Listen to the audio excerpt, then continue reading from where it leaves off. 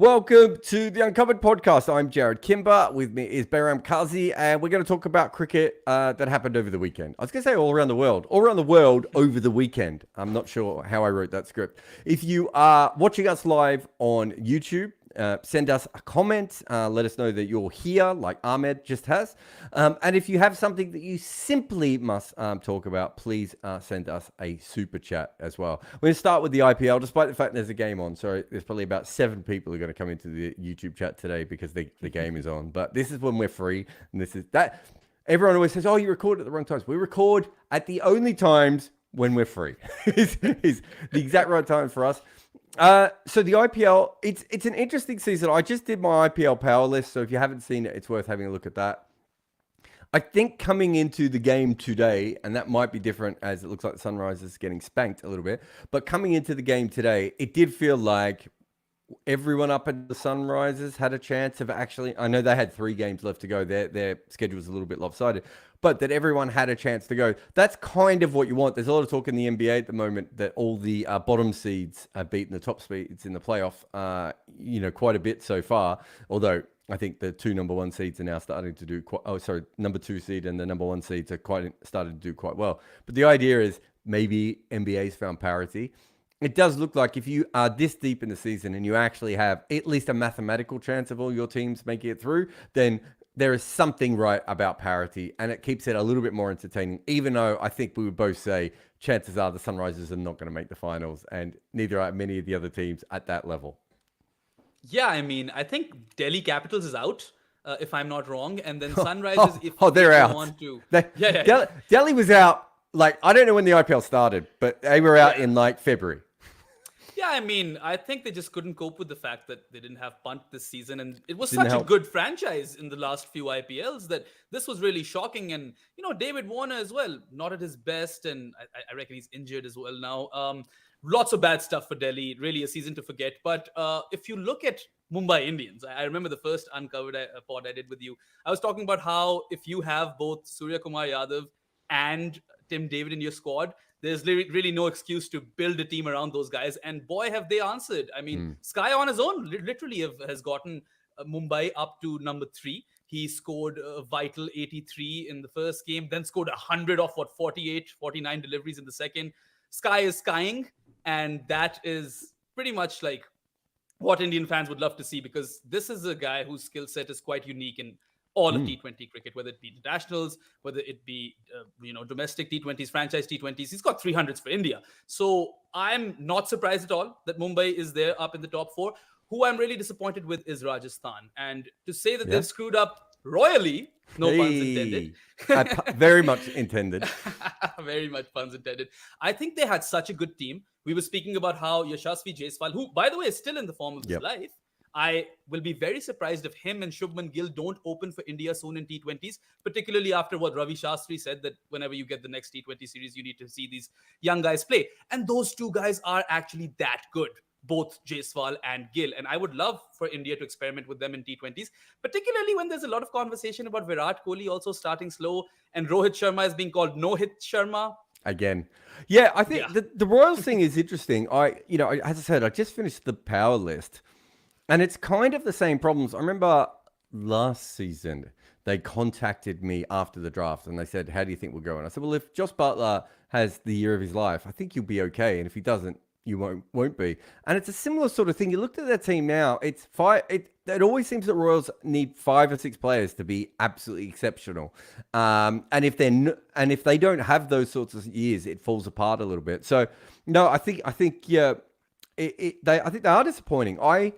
I think before they got bowled out 59, I still had them rated really highly on my power list. And then they got bowled out for 59. And, at this stage, I think I don't think they'll make the finals even if they win. I think they've got 1 game left. I don't think they'll make the finals even if they win that 1 game. What I would say is that it's almost better that they lose that game, right? Because they've had such a bad year. You don't really want to be that close now. It's very interesting. There's a couple of teams that I think really have to, I think the Knight Riders is the other one, and I think they still are mathematically. They have a shot, and especially Yeah. if Rinku Singh keeps scoring runs, and a lot of people were saying how Rinku is not that kind of player who would get you 400 runs in an IPL season. Well, Rinku Singh has 400 runs in an IPL season. He single-handedly won you like 2 games. Again, with Nitish Rana, they chased that total down brilliantly. Talk to me about MS Dhoni though, Jarrod. Why did he not come up to bat? Dhoni coming at 8-9? That's baffling. Well, I just think, look, he's often been a player who has picked the roles that he think probably best suits his skill. And I don't know what his current numbers are. And they might have changed after. Oh no, he didn't bat yesterday, did he? Is that the game he didn't bat? I think he did bat like a couple of deliveries or something like that. Right at the end. Lots of people, pretty much anyone who could bat ahead of him, batted ahead of him. So I think if you have a look when they lost that 5th wicket, I think at that stage he was thinking, well, this is too early for me to come in. I think this year he's made 90 of 45 balls, roughly 2 runs a ball. At the moment, I think that might be his level. I know that sounds weird because it's a good level to have, like if you make it 2 runs a ball. But what I mean is, I don't think playing a big long innings is necessarily where he sees his strength anymore. And if you go back, I think people have forgotten there were many times in IPL seasons and even in Indian seasons where you'd be like, surely there's a problem here. Dhoni has to come up the order, and Dhoni wouldn't. And then another day he'd come up the order and you'd be like, what? Why has he come up the order today? And I think he's very tactical with that thinking. So no, I didn't mind that at all. I did think that they stuffed up a really big, easy chance to get a second win there. A second chance draw there for themselves. But I don't think that was Dhoni coming down the order. I think it was just that collapse at the start, right? It just put them so far behind in that game. As I said, though, the IPL power list is out there if anyone needs it. I go through all the teams. A shout out to Manan, who's also in the comments. Justice for Bharat. Bharat's fine. Bharat is the one deciding not to be on Uncovered. He wants to be on Wagon Wheel again this week. So I can't be that terrible, guys. Come on. Yeah. What? But you just... Bharat is. There's no justice needed for him. It's him anyway that's causing the problems. Someone on Twitter described me, you described me, I think, as someone who can, come and fill out a gap. And someone was like, like Sanjay Manjrekar described Ravi Jadeja. I'd take it. I'd happily be Ravi Jadeja. I don't think there's any problem with that one. Anyway, we're going to have a quick break here. And then after the break, we've actually got a little bit on Bangladesh Island. The England and the Ashes is quite interesting with a couple of injury concerns. And then we're going to go deep on these new ICC playing conditions. You're listening to Uncovered with Jarrod and Behram. A few years ago, I had a panic attack after ESPN Cricinfo made me their global writer. I'd earned that position, but I also felt like a fraud at the time because I didn't really understand how I wrote. I understand that there was a process and gears and different styles and things, but how it all came together felt a little bit random. And so I began to panic like a golfer with a natural swing, worried one day I'd just end up with the yips. And would my career be over? So I took my writing apart piece by piece until I understood it. And then I figured out I could teach others all the mistakes I had learned. So I started an online course where I tried to make it as cheap as possible so people like me would be able to afford it. It's called Fans with Laptops, and heaps of people from around the world have used it so far, from first-time writers all the way through to professionals trying to improve. I started with a simple plan to make each writer the best they could be, and from the feedback I've received over the years, it seems like the course does that. But after COVID, my career changed. I came to YouTube, started podcasts, wrote emails, and formed a new career on my own going forward. So I now had something else to offer, the multimedia side of things, social media and everything else. Not to mention that I was building everything up as an independent. And so I added all of that to my course. So if you have ever wanted to work in sports as a writer or podcaster or making videos or anything else, Fans with Laptops is the place to start. If you think you qualify as a fan and you have a laptop and you want to work in sport, click on the link. All right, welcome back to Uncovered. Let us get to... Bangladesh Island. So you followed this a little bit more than I did. Shout out to AJP and Shivam, who apparently it was AJB who called you bits and pieces, Behram, so good on him. You followed Bangladesh Island a little bit more than I did. I know that Ireland had a very, very good chance to win and sort of stuffed up. Was it in both games or just one of them? I can't even remember now. And then, and this also has a longer lasting implications to where they end up in World Cup qualifiers. Yeah, I mean, it is a tough loss for Ireland because a victory in this series could have elevated their chances of making it to the World Cup as a directly qualifying team. But that has taken a hit. And one of those games, as you mentioned, Ireland set Bangladesh a target of 320 in 45 overs, Yeah. which is quite a hefty margin of runs. And you'd expect Ireland to go on and win it. And I really feel for Harry Tector, scored 140 of 113 balls. And, even though Ireland have lost 2-0, this is going to be a very serious unit in the qualifiers. I mean, I'm guessing they'll be there because you've got youth in Harry Tector, who had this series of his life.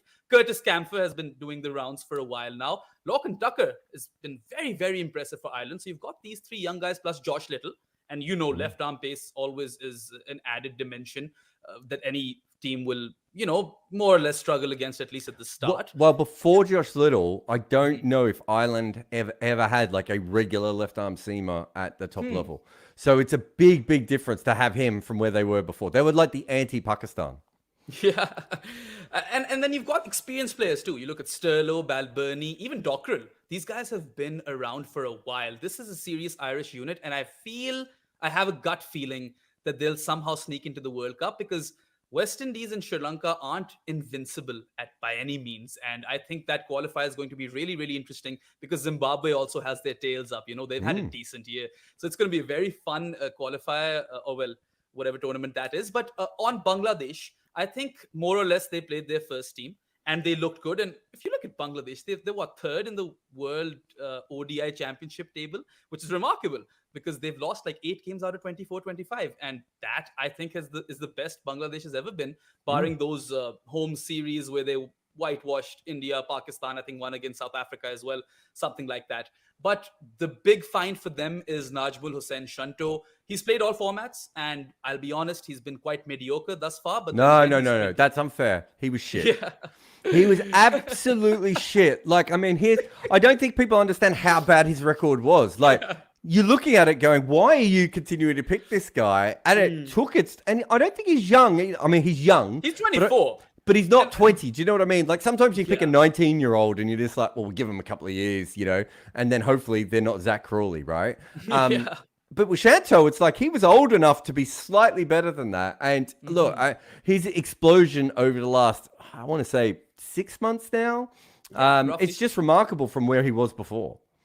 Yeah, I mean, he's scored a match-winning 100, right? He scored 117, I believe, of 93 deliveries. And sure, like there was another guy, Tawheed Hridoy, I think, who scored quickly at the end. But he really set things up. And Bangladesh needed a number 3 batter because Tamim and Shakib and Mushfiqur, these 3 guys are probably playing their last World Cup. Let's be honest. They probably won't be around for the next one. This is their biggest tournament yet. Maybe they're not at their peaks. I know Tamim has definitely been better than this, but they still have been, very, very loyal servants to Bangladesh cricket for the last, I want to say 16 years, because they all started young, super young. And I think Bangladesh also, like Pakistan, has a habit of introducing them young. And I'm happy to see Najmul Hussain Shanto come of age because he's an under-19 product. We've seen glimpses of his talent, but they've just been glimpses, really. And if you go look at his numbers, I don't think he averages 30 anywhere. Like it's all 25, 26 at terrible strike rates. So happy for them that they've solved the number 3 conundrum, and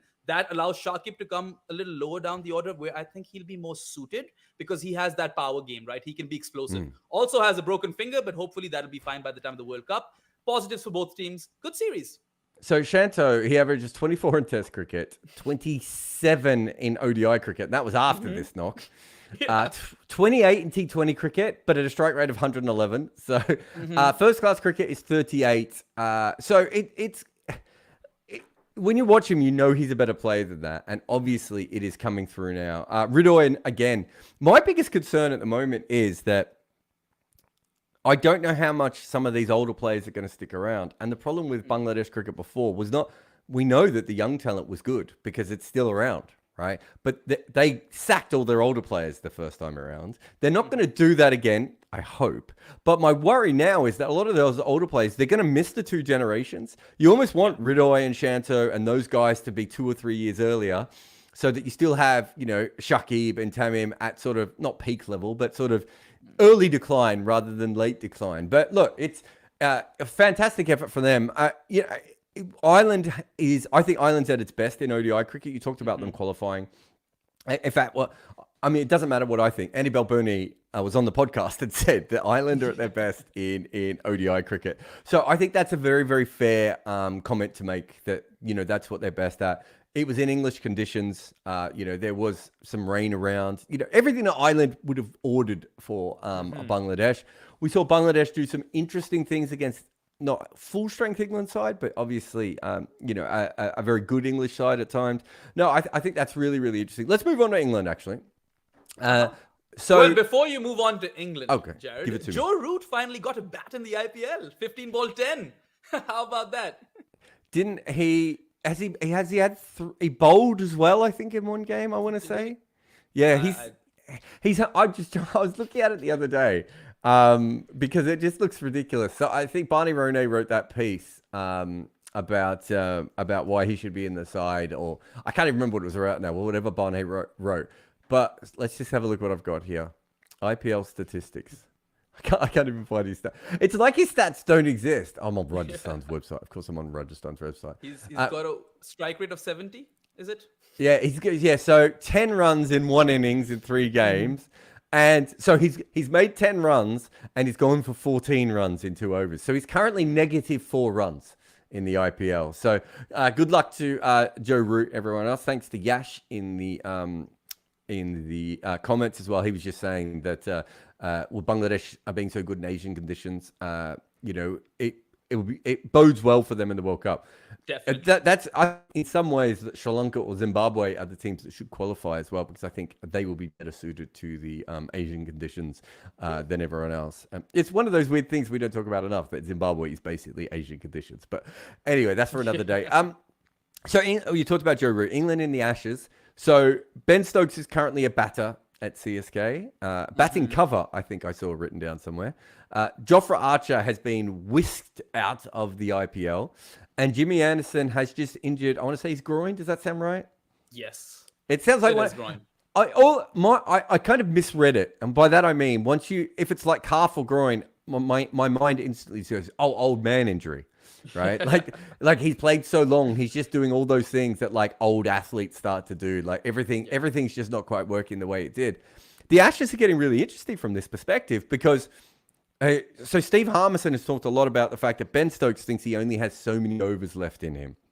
Right. So his problems now, I think, are very similar to what we see with Andre Russell, where I would assume, and I don't know if we've had this completely confirmed, but my guess is that Stokes is now bone on his knee.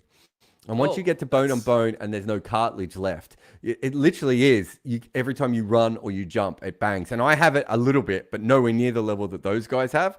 And if I do something, I remember I went with my son to, I don't know if you have these in Canada or Pakistan, but the trampoline. We have them in both Canada and Pakistan. Where you go and it's like it's a whole room of trampolines, right? And I went thinking, well, it's a trampoline, it's soft. I jumped on one trampoline, went up, came down, and it literally felt like my knees had punched each other punched each other, I suppose. It felt like my thigh and my shin bone had. And I remember watching Andre Russell preparing for the 2019 World Cup, and he had the exact same face that I have. Murtaza was another one who was famously like this. Happens a lot in other sports as well. The thing is, you can continue to do a lot of what you do. So if you give Ben Stokes a ball now, he can still bowl at 90 miles an hour, 93 miles an hour, and he can still run around the field. It's just simple, different little bits of impact that really hurt. So Steve Harmison's theory, and I'm assuming that this was told to him by Ben Stokes, was that he had so many balls left in him. It now looks like whatever the number he thought he had left in him is less than that. Jimmy Anderson probably can't play. It looks like, I think he'll be fine and fit for the first test, but it's looking less and less likely that they're going to get 5 full tests out of him. And we don't even know what is happening with Jofra Archer. He's gone from arguing with Will McPherson on Twitter about writing about his injuries to going home for being injured. That's that's the 3 guys you want first on the team sheet, right? Like if Stokes can't bowl, that's a huge issue. If Jofra can't play, that's a huge issue. And if Anderson can't play 5 tests and the other 2 aren't fit, they're in all sorts of trouble, aren't they? They are indeed, especially when you still don't have that opening, quite ironed out. I mean, sure, Ben Duckett and Zach Crawley got runs in Pakistan, but Jarrod, you would have gotten runs in Pakistan. with that knee of yours Think I have. and lack of cartilage, right? So I think that barring the opening issue that England still have, in my opinion, I don't think they've solved that. They're relying on Joe Root, obviously, and then you've got Ben Stokes, the batter, but he's more of like a hitter at this point. He's played his cricket that way. Well, if he averages 40 with the bat, right? Yeah, they could probably find other players who could average 40 with the bat. So Ben Stokes and Yorkshire's Johnny Bairstow, these two guys will have a lot of responsibility, I believe. And I would play them both because I think Stokes is a brilliant keeper and Bairstow is good enough to play as, a batter on his own. Ollie Robinson, he's going to be England's trump card if Anderson doesn't make it to that first test. Robinson has been in imperious form. He took a 7 for, I think, in his first county fixture, and he had a great tour of Pakistan. Yeah, I just don't think... no, I think he's really good, and he's obviously got a lot fitter. I just don't think England want to play him and Broad together. They want to play him, Broad, and Anderson on a rotation, right? I think that play Broad, Ollie Robinson, and Jofra Archer. That doesn't sound too bad if Jofra's fit, by the way. Well, see that comes back to that point. If Jofra's fit, I don't think they have any problem. If Jofra is fit, then Mark Wood is fit, that gives them masses of options with the three. What do you call the other guys? Well, I mean, Anderson and Broad are fast medium and Robinson's medium fast, right? That gives them Potts. If Matthew Potts comes into this, yeah, he's probably fast medium. Quick. Yeah, exactly. So you have this sort of random situation then where it's not that the talent is the problem, it's the fit that is the problem, right? And, maybe they wanted Ollie Stone or Mahmood to step up or be fit or whatever that may be, but those guys aren't quite at that level. And so when you say Ollie Robinson's great, I don't think they're going to go into 5 tests with Robinson and Broad just because they're kind of a little bit redundant, right? Their skill sets are a little bit redundant. So Potts might be the guy that comes back, right? At that point, Potts might be the one. Good. Yeah, and he had decent returns for England, right? Yeah, he was fantastic. Yeah. And then I definitely feel like England will need Sam Curran in this entire situation, especially given that Ben Stokes doesn't feel like he's got a lot of bowling left in him. So Curran could be that guy, also provides you a left arm option. I know he can go for plenty, but I have seen quite a few test matches, and I know those are quite a way back now versus India. I think it was 2018, the summer of 2018, when Virat Kohli got all of those runs. Sam Curran was England's knight in shining armor. This guy literally won them games single-handedly, and he was a kid back then. Sam Curran has matured now, and sure, he's really developed his T20 game and power game in that while, but if he can come and counter-attack with the bat, England will need, 4 seamers and maybe half a spinner, because they don't have a full spinner anyway, and Moeen doesn't play anymore. So who? Dom Bess is going to play? Leach is going to play. Well, Leach will play. I mean, they've seemed to have gone back towards believing Leach should be in the side. And to be fair, there was a couple of technical changes that happened to Leach's bowling just after McCullum got involved. I don't know if McCullum was involved or if it was just a bowling coach, but he went from a point where he wasn't really getting any drift before to getting drift. And if you're bowling on flat English wickets, you have to get drift early on. Otherwise, you're of no use to anyone as a spinner. And that's what he was doing. But yeah, so you can expect Joe Root to roll his arm as well, by the way, with respect to spin. And I mean, there'll be left-handers with Australia. Yeah. Harry Brooks. What tournament does he have with the bat? That dictate the Ashes. So Harry Brooks is really interesting because that's what I was getting to before. If you have, if they're going to, whatever openers, let's forget about the openers. Whoever they pick, they pick. First drop is going to be Ollie, so that's fine. Second drop is going to be Joe Root. Stokes is going to play regardless of whether he can bowl because he's captain. Then you have Bairstow, Brook, and Folks in that middle area, right? They are all probably at this stage more consistent run scorers than Ben Stokes in their positions. Maybe not, Folks, maybe not overall, but in their positions, right? You talked about bringing Sam Curran into that, which means that you have to drop. And then if you bring Sam Curran into that and Stokes can't bowl, Curran then needs to bat at 7, right? And be the bowling all-rounder. Or he needs to bat at 8 and bowl all the overs as a full-time bowler. It's a really... Stokes' knee is...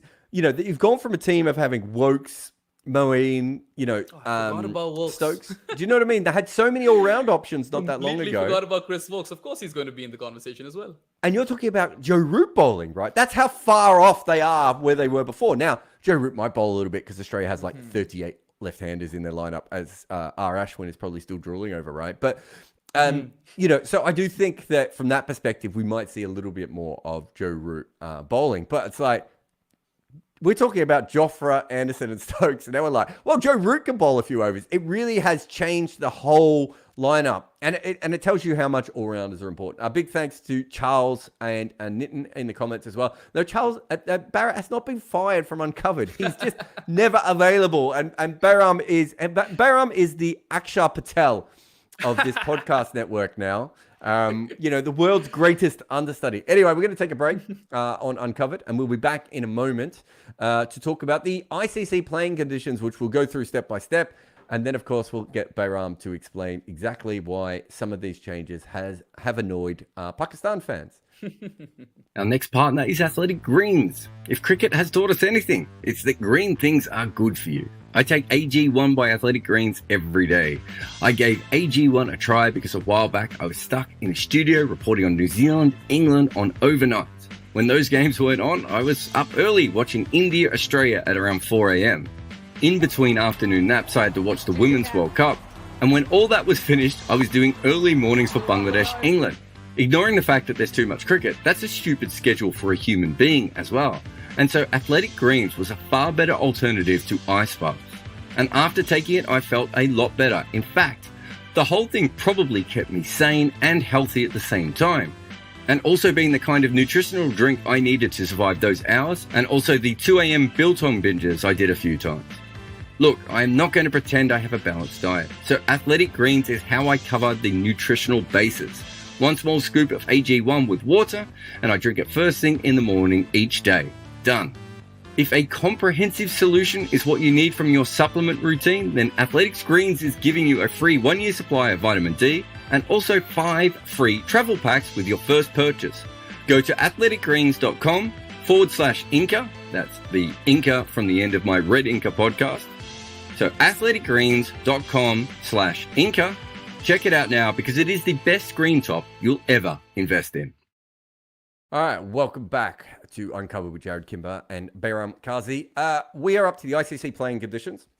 So it's gone straight to the website. I think CricBuzz might have broke this news, and then the ICC shortly after did that. And I've been in some interesting conversations with people behind the scenes, which might be for a future episode if I can convince anyone to give me the information. But it's quite interesting. Let's start with soft signal. Mm-hmm. So I think everyone listening to this podcast will know what a soft signal is, but just to remind everyone, soft signal is when there is an edge to slip off a spinner and the ball is quite low, the fielder takes it, and the square leg umpire says, I think that carried, so I'm going to give a soft signal as out. The reason it exists, and I'm explaining this now for the people who've also just gotten rid of it, the reason it exists, of course, is because there is only so much information that we can get from cameras and technology. For instance, there is the foreshortening aspect when it comes to catches. There's also camera angles. When it's a slip fielder at a spinner, it's fine. When it's at short, fine leg or a random part of the boundary, we don't always have a camera, or the camera is moving. We can't always get a clear enough image. So the idea of the soft signal really was that on more often than not, the square leg umpire had a better view than the cameras did. Now, they're still moving their head, so they're not perfect as well, but they were giving a little bit of information. And then what was happening after that was that the third umpire was looking at that information to see whether that held up with technology.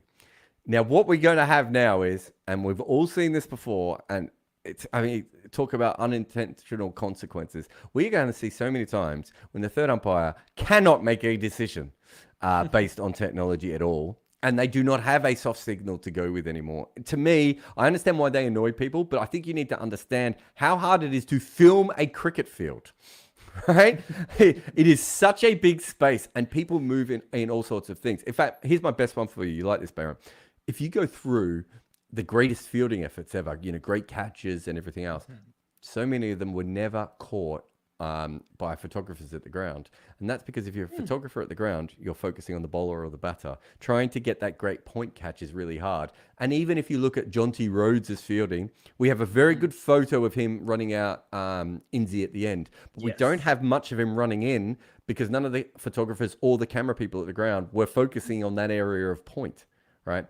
My point is, pardon the pun, is in this case that we are now solidifying that mistake by saying that technology is way more important than the umpires, whereas actually umpires have a pretty good idea, especially when it comes to slip catches and those sorts of things. Boundary, to be honest, the cameras don't always show it, and the umpires can't always see it. It's so far away from them. But certainly with catches within the ring, umpires usually have a pretty good idea if the ball has caught. And they also use little, I don't know what the best way, almost like there's like umpiring shibboleths.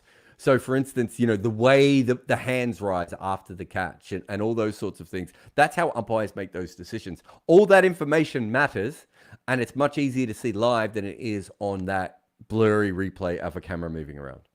Mm-hmm. Yeah, I mean, I'm definitely happy with this one because there have been a fair few times this Pakistan home season where soft signal has gone against the team.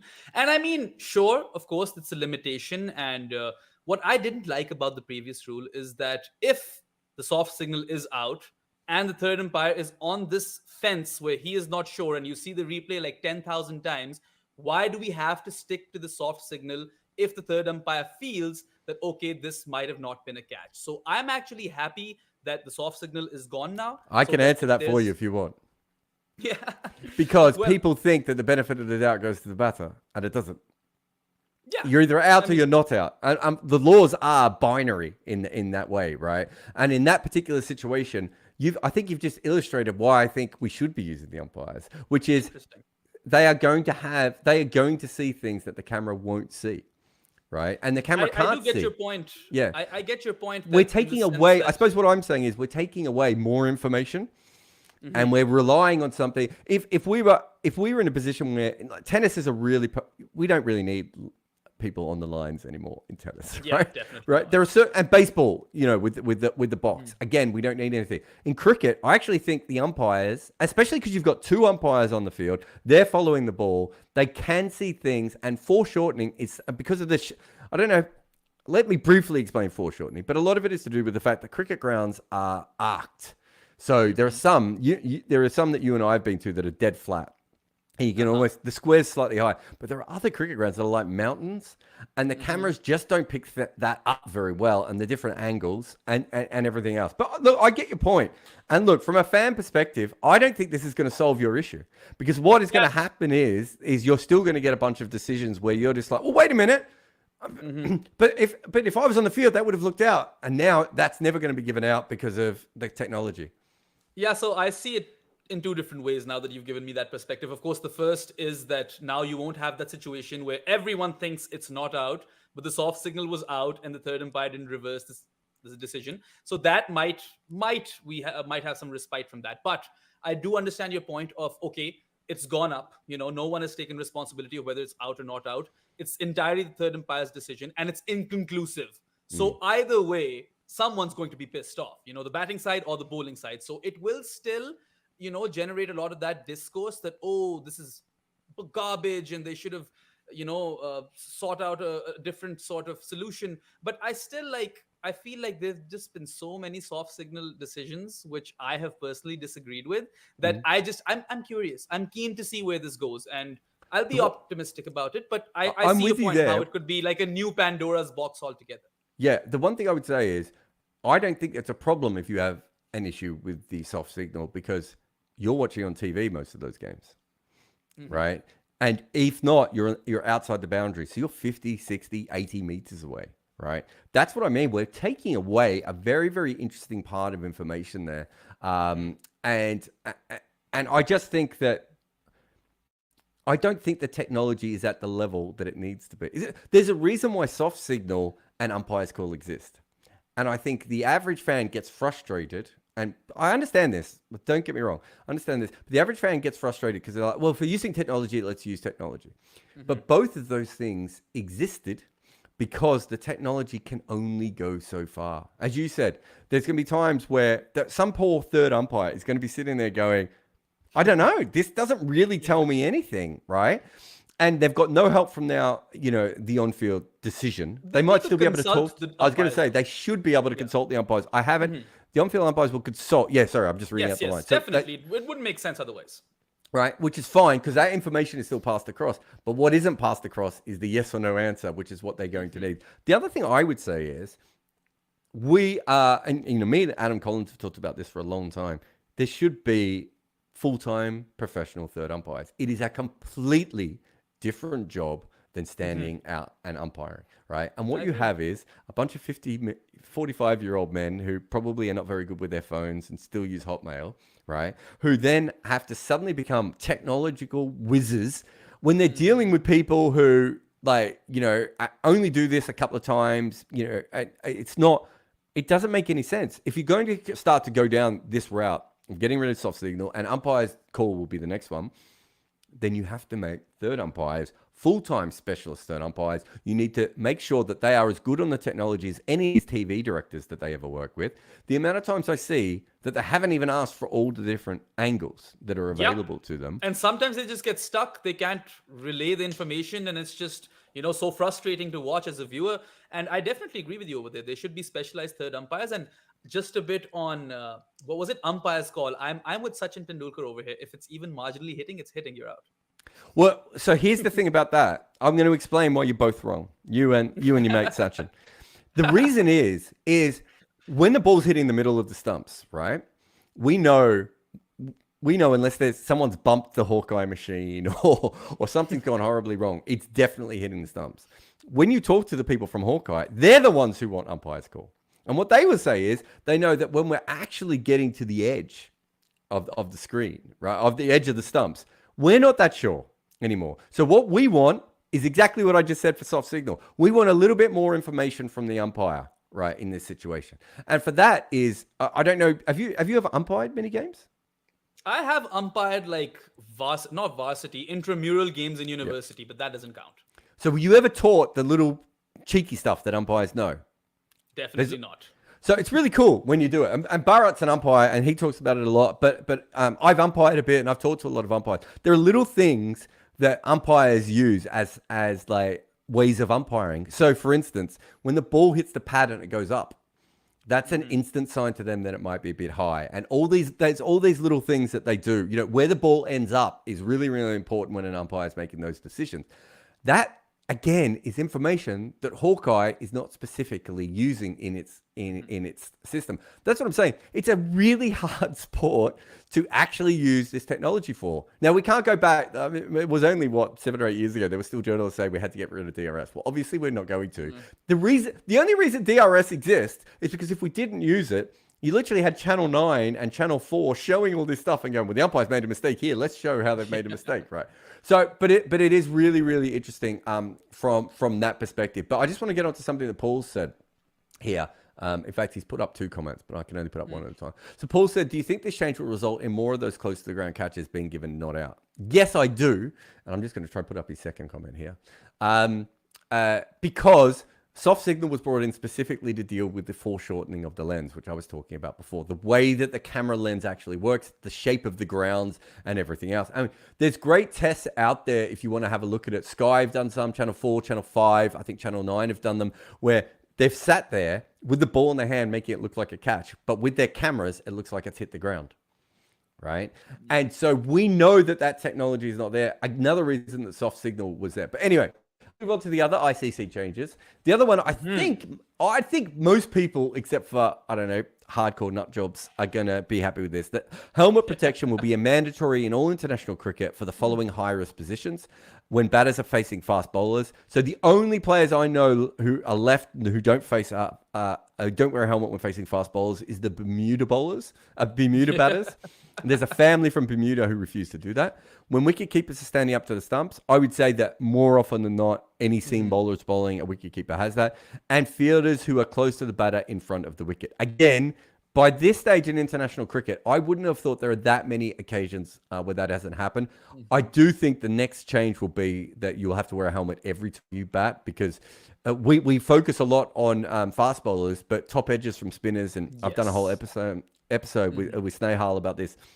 There's absolutely no doubt that causes an issue as well. I don't think many people would have a problem with this, because most, outside of the Bermuda batters, I'm pretty sure pretty much everyone in major international cricket is already abiding by these rules. I can't remember the last time we had someone at Silly Point, for instance, without a helmet on. In fact, no one seems to field Silly Point that much anymore anyway. But I would say this one's fine, right?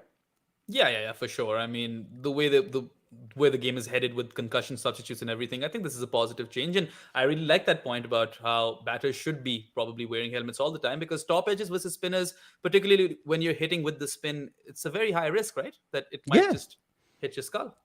Well, I think if you go back to the old days when people were sweeping normally, it probably is going to hit you but not do a lot of damage. If you're slog sweeping, though, right? If you're playing T20 cricket, and not just slog sweeping, just playing across the line in general, the force that ball could come off your bat and where it could hit you as well. You could be heaving, rocking back, and just kind of pummeling it to the mid-wicket fence, and top edge straight on your jaw. That's dangerous. Yeah. All right. So I think we're happy with this, and no one in the comments seems angry. So we're onto a ripper here.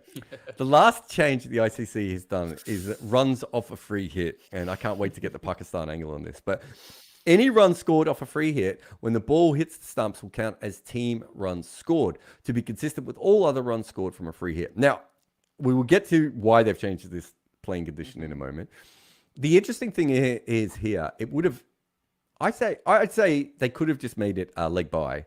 And the reason that they and I had a couple of people on Twitter mention this to me, but I would say the reason they haven't made this a leg by is because they think that any runs bowled off a free hit should go against the bowler, right?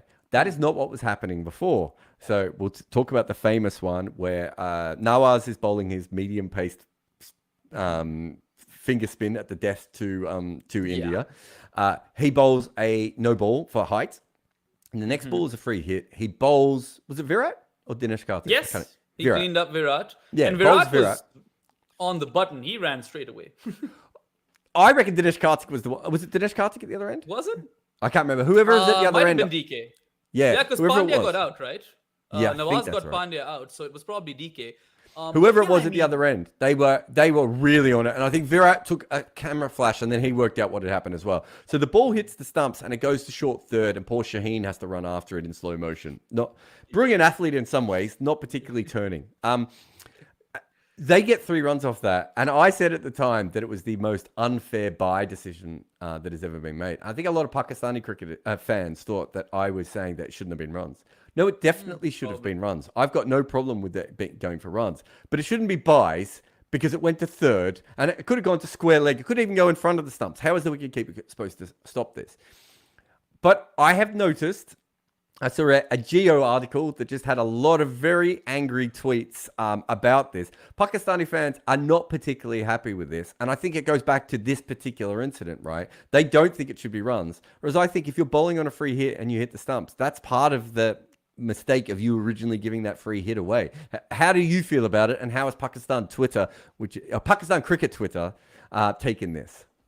All right, lots to unpack over there. I'm going to go back all the way to the 2019 World Cup final, England versus New Zealand, and how England won that because they had scored more boundaries. So that rule got tabled in the ICC meeting or whatever. And now it's just another super over number 2, right? So we saw something that made headlines and there was action done, to make sure that something like this never happens again. It's worth saying that that's a good thing as well, because quite often we see something like this and nothing happens afterwards. So it's good that they have been so proactive this time. Yeah, so now let's rewind back to October 23rd, 24th. I'll give you the Pakistani fan experience or how they would be thinking about this, right? So the Kohli no ball, 50-50 decision, I would say. It could have gone either way. And it went in Kohli's favor. You can make an argument that he was outside of his crease or whatever. But ultimately, okay, no ball, done. That's fine. When Nawaz cleaned up Kohli on the free hit, I think like 9 out of 10 Pakistan supporters were assuming this is going to be a dead ball now, delivery. But then they ran 3. And that's when my WhatsApp was like, how is this even legal? This and that. I went and checked. I was obviously thinking this has to be part of the rules. Even I wasn't completely well versed in it. And then I found that it is part of the rules. And I was like, calm down. It's in the rules. It is what it is. You can disagree with the rule, but you can't call it unfair because that's what the rule says. Well, so also, you can disagree with the rule, but you had to have been upset at the rule beforehand. You have to have, do you know what I mean? Like, if you've just found out about it, how many other teams and players has this happened to that no Pakistani fans were upset about, right? And then suddenly it happens to their team in a major game. It's a bit like the countback rule. We can all sit here now and go, countback rule was wrong. That shouldn't have happened, right? But at the same time, every team was given the playing conditions going into that tournament. When I'm an analyst for it, I literally go through the playing conditions to see if there's anything I can exploit before a season. Well, I could tell from Pakistan's players' faces that maybe they weren't even well versed Yeah. with the rule. And this is not the first time this is happening to Pakistan versus India. Remember the bowl out? They didn't have a clue what the bowl out is. They missed all three. India bowled with, I don't know, it was DK again, was it? Or Robin Uthappa, one of those guys. And I think Harbhajan Dhoni and bowled, didn't he? someone who doesn't regularly bowl bowled. And only Harbhajan was I think he was the only bowler who bowled. But India won the bowl out 3-0. And it was quite obvious that Pakistan did not have a clue that this bowl out rule exists. I think there was something similar at play this time. And sure, I mean, whatever it is, you cannot call it unfair. You can disagree with the rule or whatever. Even I'm not a big fan because I feel like it's just too many advantages given to the batter. If it were me personally, if the ball hits the stumps on a free hit, I would say dot delivery, dead ball, get it over with. Batsman stays. He's not. Can I ask you what the difference then is between that and you being caught off a free hit, or you being LBW off a free hit, or you being stumped off a free hit? Well, I mean, I guess there's just some incentive with respect to hitting the stumps, maybe, but maybe there's a little bit of bias coming in over here, of course. Yeah. No, I mean, I'm not having a go. I've heard a lot of people say what you're saying, especially Pakistani fans. Let me put it this way. Let's suppose that you are not going to give it as a dead ball or dot delivery if it hits the stumps. By no means do I feel like the batter should get the runs. I mean, they didn't even hit the ball. How do they get the runs? If it hits timber, regardless of which timber that is, you get runs as a batter. That sounds quite ridiculous to me. Okay, I agree that buys are unfair to the wicketkeeper, but to your point, just give it as leg buys then, give it as extras. Because I think no one deserves to have those runs on their charge sheet. Yeah, I think from that perspective, I understand why the ICC have made this decision when it comes to leg buys, but I don't really necessarily. I mean, the bowler has still bowled the ideal ball in that situation. So if it went to leg buys, that's probably the safest way. The only other way of doing it, of course, is on free hits having a separate category, and I just think that would be. I don't know how much you know about stats in cricket and scoreboards in cricket. I just don't even know if there's a possibility to be able to do that. Like Cricinfo would have one system and CricBuzz would have another system. The ICC would be, do you know what I mean? It would, and then if you don't want to get the Stats Association involved, then all hell breaks loose. Trust me. So I think from that perspective, leg buys probably makes the most sense, but there is no perfect answer to this because this is one of those things we talked about with soft signal. This is another unintended consequence, right? When we brought in the free hit, we didn't realize all these things were going to happen. And I'm going to, if you have a look, the other thing that, we talked about, I'm not sure if I talked about with you recently, but, I did it on the Curtis Camphor video about when there's a waist high full toss. In fact, Curtis Camphor did this again against Bangladesh the other day. When there's a waist high full toss, Curtis Camphor tries to run batters out. And it's not out because the ball is already dead. So in that way, but that's an unintended consequence of the fact that we don't call no balls on the field live anymore, right? We call them 30 seconds later. And so we have this sort of weird middle ground where no one's sure if a catch has really been taken, really that's going to be a no ball, but maybe it isn't going to be a no ball, and so there are these little things that come about. And the other one, of course, is the review system where you get the LBW on the last ball. Actually, you've hit the ball for 4, but you've been given out LBW, but you don't get those runs despite the fact you've middled the ball for 4 and you still lose the game. I would suggest having a look at this soft signal decision. And you could argue this runs off a free hit as well, that the people who are making these decisions are not going forward for far enough when they're making them. Does that make sense? They're thinking, soft signal is stupid because what you said, right? They're not thinking, well, wait a minute. There was a reason why it came in and actually the technology doesn't work. Or, okay, so we've got DRS, but should someone really be penalized when an umpire has made a mistake? And we've now overturned that umpire mistake, but it's still a dot ball because that's how the score system works. So I do think a few advanced, bugs in the machine that do need to be worked out, and there does need to be more and more conversation. I'll just finish up with just a couple of questions here. That Paul said, my thoughts on free hit as a concept. My thoughts on free hit as a concept is it is the first thing ever that stopped people bowling no balls. Even penalizing people 2 runs wasn't doing it. I'm not that adverse to trying no balls in test matches. And I know that would absolutely but I hate no balls so much. And I would much rather not have them at all. And have a look. I think England were the first team ever in history to bowl 1,000 balls in ODI cricket without a no ball. And New Zealand had bowled like 800. No teams had ever been anywhere close to that before the free hit ratio. It really has changed the amount of no balls that we've ever had bowled. So I do think from that point of view, I think it's the best penalty that we've ever seen. I think the worst penalty we ever saw was when it used to be, it's talking about this runs off a free hit. No balls never used to go against the bowler's name. Did you know that?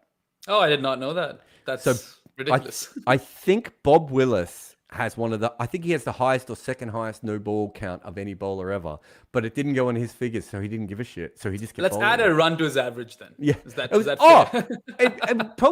I think someone worked it out that it was like him and Patrick Patterson, I think, were the ones. It was absolutely remarkable. So I do think from that perspective, the free hit is the complete other end of that, where bowlers are just like, well, no, why would I want to do that? Let me throw a curveball at you. Okay, you've bowled the batter, cleaned him up on a free hit, knocked over the stump, just knocked over a bail. Batter's running, bowler hits a direct hit. Stumps are already broken. You hit the stumps. Should that be out? If there's one bail left on and you've knocked that bail, then obviously that's not a problem. If you're talking about both bails falling off, then no, I you think have to approve the stump. I think in that situation, I believe that the free hit should be a disadvantage to the bowling team. It shouldn't be another even ball, right? So not only can you not be dismissed, there should be other disadvantages. Like if you bowl someone, you should still be penalized. Like if you bowl someone, you've now not got the bails on for this run out.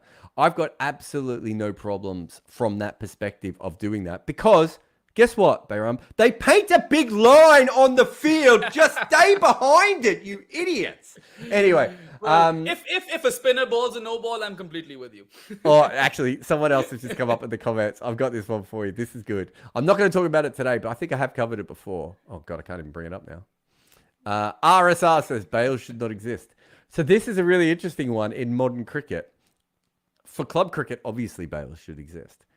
But where we have actual technology, surely if the ball hits the stumps, because you can hit the ball. I don't know. I think you have to have played cricket to really get this one. You can smash the ball into the stumps and not take the bails off. Ever since we've gotten the zinger bails, I cannot even count the number of times the ball has hit the stumps and the bails haven't fallen. It happens too frequently now. But people say that if you go back in history, it has always happened. And we did the numbers on it at Cricinfo once. I think so. I'm pretty sure this is true. It happened before zinger bails as well. It's just that zinger bails have made it look even weirder, right? Because now you can sometimes see them even jump. Yeah, they light up and then go back down. So it's even more extravagant. But I remember playing in a game where we had a guy bowling reasonably fast who bowled someone. The ball hit the stumps and it went past third slip, right? It wasn't a nick. It smashed the stumps. And the bails didn't move, right? Wow. And then you have another time where the ball hits the smallest amount and they come off. You would say at the top level of professional cricket, when bails were, and you know, just to put my historian cap on, when bails were invented, they were an incredibly smart way of solving a problem. You could argue now that there are much more smarter ways than doing that. And we're only keeping them at the top international level because of the historical nature and the lovely nature of bails, right? There's no real reason to have them. There is aesthetic pleasure in bails, I would say that. Do you know what the little bit of wood at the end of a bail is called? So you've got the big bit in the middle, and then you've got the little bit on either side.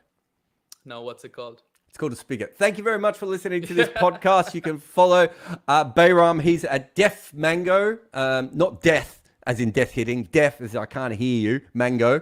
On Twitter, you can find him on Grassroots Cricket. I'm obviously everywhere at all times, all at once. Thank you very much to everyone like La La La La La and Pranjal and Paul and Fazian and everyone else for coming in into the comments here. If you do want to chat to us on Uncovered, the best way, of course, is, unless you're absolutely on ball like some of those commenters were today, Super Chat is the best way into the future. But please support us via Patreon and every other way you can. But we will see you again next time, which will be, for those people who are moaning about Bharat, don't worry. He's going to be back soon. It's all cool. He's not dead or anything. Well, as far as I'm aware. He wasn't dead 20 minutes ago when I texted him. We'll see you again next time. Let me tell you a story. When I was a kid, people would... Let me tell you a story. When I was a kid, people would ask my dad if he wanted me to be Viv Richards. Is the video and he always said no. He wanted me to be Boycott because apparently he liked boring things. But anyway, It turned out I could be neither. But thanks to Bodyline t-shirts, I can wear clothes showing both players. The Boycott Stick of Rhubarb is one of my favorite t-shirts. I really like the design. And it's not the only one I love. There's also a WG Grace one where he's in a pedalo, which is a part of my everyday wardrobe now. But there are heaps of other cool shirts on this site, and you can search for them by nations or type, and they seem to add to them all the time. I'm a big fan of the Court Marsh Bold Lily in the Australian collection, and there's also a lovely Morning Everyone in honour of Richie Benaud's great greeting. The English area has the Fast Leg Theory shirt, which I think is a ripper. There's a couple of great West Indian ones I love, including this simple Viv Richards design, and a couple of Capel Dev t-shirts in the Indian section that I simply must have. I'm not saying that Bodyline t-shirts will have something that you will like, but I will say this: they got me to wear a Jeffrey Boycott inspired t-shirt. And that in itself is a minor miracle.